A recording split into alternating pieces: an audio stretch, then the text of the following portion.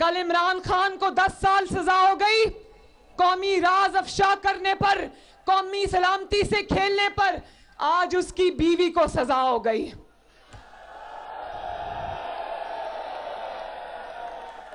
ये लोगों को चोर चोर कहते रहे।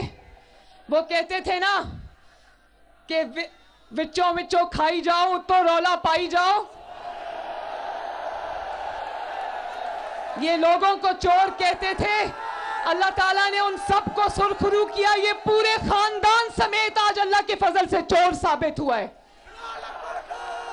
मैं इसकी बीवी की गिरफ्तारी पे खुश नहीं हूं, मैं किसी की तकलीफ पे खुशी नहीं मनाती, लेकिन एक निजाम आसमान से भी चलता है।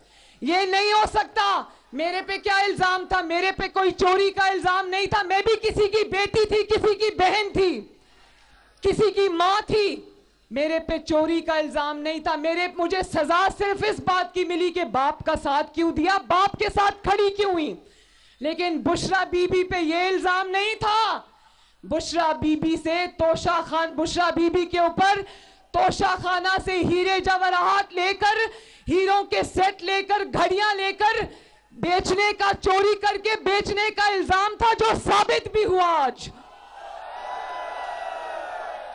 जो आज टीवी पर बैठकर कह रहे हैं ये नहीं होना चाहिए था, क्यों नहीं होना चाहिए था? अगर कोई वजीर आजम चोरी करता है और अगर कोई वजीर आजम की बीवी चोरी करती है तो क्या इसलिए उसको छोड़ दिया जाए और कानून हरकत में ना आए कि वो वजीर आजम है या वजीर आजम की बीवी है? बताओ नारोवाल वालों। मैं पूछना चाहती हूं आपसे आज ये बात, और अल्लाह करे कि जो हमें बर्दाश्त करना पड़ा वो कभी इनको ना सहना पड़े। मैं अपने बाप के साथ अपनी मां को लंदन में छोड़ के आई और अपने बाप के साथ मैंने गिरफ्तारी दी।